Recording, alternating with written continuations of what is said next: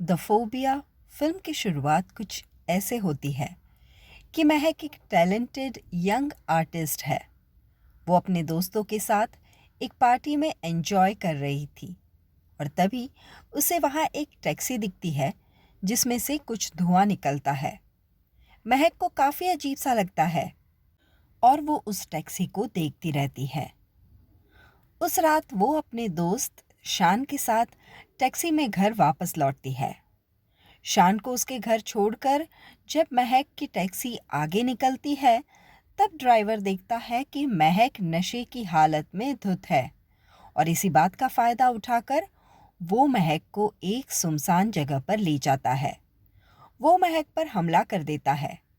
थोड़ी देर बाद जब महक को होश आता है, तब वो अपने आप को एक सड़क पर पाती है। कुछ लोग उसकी मदद करते हैं और यहीं से शुरुआत होती है एग्रोफोबिया की। ये ऐसी कंडीशन है जिसमें व्यक्ति घर से बाहर निकलने में और सोशल गैदरिंग्स में डरता है। महक की हालत ये हादसे के बाद बहुत बुरी हो जाती है। उसकी बहन अनुषा और शान उसे काउंसलर से मिलाते हैं, लेकिन फिर भी महक की हालत में सुधार नहीं आता। एक दिन अनुषा का बेटा घर की बेल बजाता रहा, लेकिन महक दरवाज़ा खोल नहीं पाई और इसी वजह से अनुषा का बेटा घर के बाहर 4 घंटे खड़ा रहा। अनुषा महक के इस पागलपन से इतना परेशान हो जाती है कि वो उसे क्लिनिक में कुछ दिनों के लिए इलाज के लिए भेजने का फैसला करती है, लेकिन महक इस बात से साफ इनकार कर देती है। शान और अनुषा महक की कॉफ़ी में नींद की गोली मिलाकर उसे शान के दोस्त के खाली फ्लैट में शिफ्ट करवा देते हैं। उनका मानना था कि ऐसे महक ठीक हो जाएगी। उसी फ्लैट में नेबर थे मन्नू, जो एक लाफ्टर क्लब के मेंबर थे और काफ़ी अजीब भी थे। वहीं महक की मुलाकात निकी से होती है। वो एक कॉलेज गोइंग गर्ल है। शान महक को उस घर में अकेला छोड़कर कुछ सामान और खाना लेने के लिए बाहर चला जाता है। महक उस घर की सफाई करती है जहां उसे जिया के छोड़े हुए कपड़े मिलते हैं। जिया उसी फ्लैट में किराए पर रहती थी, लेकिन एक दिन अचानक वो उस फ्लैट को छोड़कर कहीं गायब सी हो जाती है। वो ना ही रेंट पे करती है और ना ही अपने डिपॉजिट किए हुए पैसे वापस लेने आती है। महक को जिया की एक डायरी मिलती है।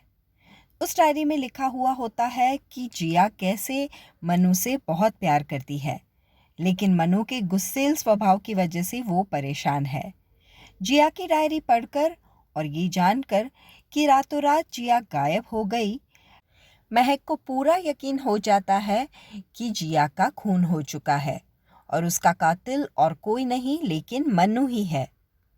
महक और मनु के घर के बीच एक दीवार होती है।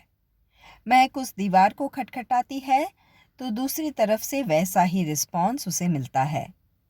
मनु उस दीवार में कुछ ड्रिल करता है और इसकी वजह से महक के घर में एक छेद हो जाता है।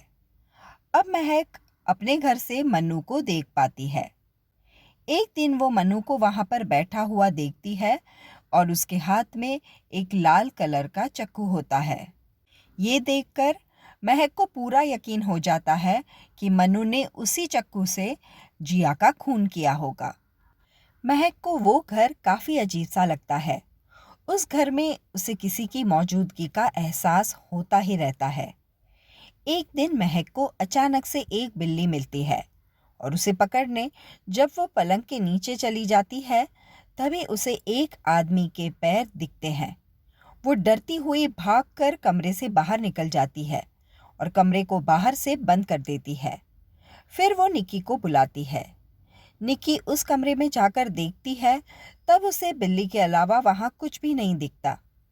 फिर महक निकी को बताती है कि उसे पूरा यकीन है कि मनु ने जिया का खून किया है। पहले निकी उसका बिल्कुल भी यकीन नहीं करती, लेकिन फिर वो महक की बात मान जाती है।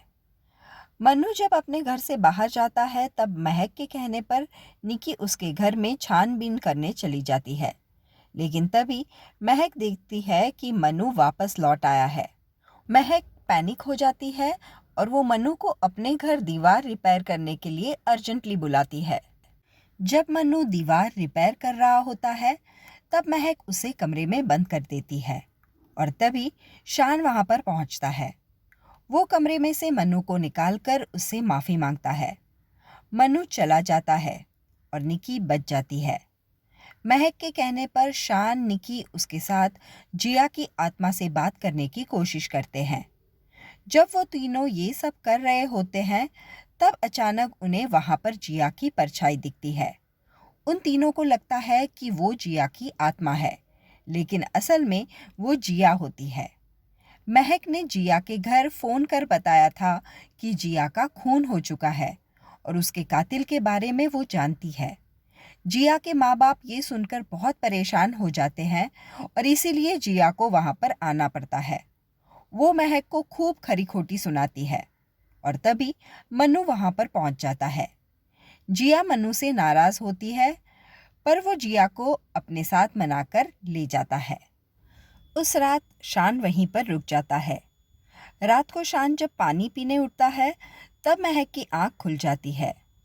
उसे सीसीटीवी कैमरा में एक ज़मीन पर रेंगती हुई लड़की दिखाई देती है और फिर उसे वही लड़की अपने पास आती हुई दिखती है। महक खूब ज़्यादा डर जाती है और वो लड़की जैसे ही उसको पकड़ती है, महक ज़ोर से चिल्लाती है और तब शान उसे पकड़ लेता है। शान उसे बताता है कि ये सब उसका भ्रम है। वो महक को सीसीटीवी फुटेज बताकर कहता है कि वैसा कुछ भी नहीं हुआ है। दूसरे दिन शान काउंसलर के साथ महक को थेरेपी करने आता है। महक थेरेपी करते समय उस टैक्सी को देखती है जिसमें उसके साथ हादसा हुआ था और वो पास पड़े हुए चाकू से शान को घायल कर देती है। शान और काउंसलर वहाँ से हॉस्पिटल चले जाते हैं और रास्ते में काउंसलर शान को बताती है कि महक का कुछ भी नहीं हो सकता। दूसरी तरफ महक को उस घर में काफ़ी अजीब सी चीज़ें दिखती हैं, जैसे कि अलार्म क्लॉक का अचानक से गिरना, एक कटी हुई उंगली फ्रीज़र में मिलना। महक का सर चकराता है कि वो घर के बाहर भी नहीं निकल पाती और घर के अंदर भी नहीं रह पाती। दूसरे दिन शान उसके घर आता है और महक अपने बिहेवियर के लिए सॉरी बोलती है। शान उसे गले लगाता है और फिर शान जैसे ही उसके नज़दीक जाता है तब महक अनाप शनाप बोलने लगती है। वो शान को उस टैक्सी ड्राइवर के साथ कंपेयर कर बोलती है कि वो भी उसी की तरह महक का फ़ायदा उठाना चाहता है। ये सुनने के बाद शान को बहुत ज़्यादा गुस्सा आता है और वो महक को पकड़ने जाता है, लेकिन महक वहाँ से भागती हुई पैसेज में शान के ऊपर उसी तरह से पत्थर मारती है जैसे उसने पहले देखा था। फिर वो भागती हुई बाथरूम में चली जाती है। बाथरूम में हाथापाई में शान के हाथ से महक को धक्का लगता है और उसकी एक उंगली कट जाती है। खून से लथपथ हालत में महक बाथ टब में गिर जाती है। महक का बहुत ज़्यादा खून बहने लगता है और तभी डोरबेल बजती है। शान जब दरवाज़ा खोलता है तब देखता है कि निकी वहाँ पर आई है। निकी को शान का बिहेवियर काफ़ी अजीब सा लगता है और जब उसके ऊपर वो खून के धब्बे देखती है तब वो गुस्से से घर के अंदर आ जाती है। महक की हालत देखकर वो जैसे ही उसके पास जाना चाहती है तब शान उसे धक्का मारता है और वो फर्नीचर से टकराकर वहाँ पर गिरकर बेहोश हो जाती है। तब शान का ध्यान बंटता है और इसी बात का फ़ायदा उठाकर महक उसे एक कमरे में बंद कर देती है। फिर महक धीरे धीरे कर कर उस घर से बाहर निकलती है और लिफ्ट से बिल्डिंग के नीचे उतरती है। वहाँ पर कुछ लोग दिवाली मना रहे होते हैं। उन सब के पास महक धीरे धीरे कर कर चली जाती है। उसे जिस चीज़ का फोबिया होता है उससे वो अपने आप ही बाहर निकलने लगती है। दरअसल कहानी की शुरुआत में महक पर जब उस टैक्सी ड्राइवर ने हमला किया था तब उसने टैक्सी ड्राइवर पर स्प्रे कर कर अपनी जान बचाई थी और वही धुआं उसे फिल्म की शुरुआत में टैक्सी से निकलता हुआ दिखता है। महक को भले ही फोबिया था, लेकिन उसे वो सारी चीज़ें दिखाई देती थी जो उसके साथ घटने वाली होती है। तो ये थी सस्पेंस थ्रिलर द फोबिया की कहानी। ऐसी ही नई पुरानी हिंदी मूवीज़ की कहानियों के लिए please do subscribe to my channel popcorn time with Vandana. धन्यवाद।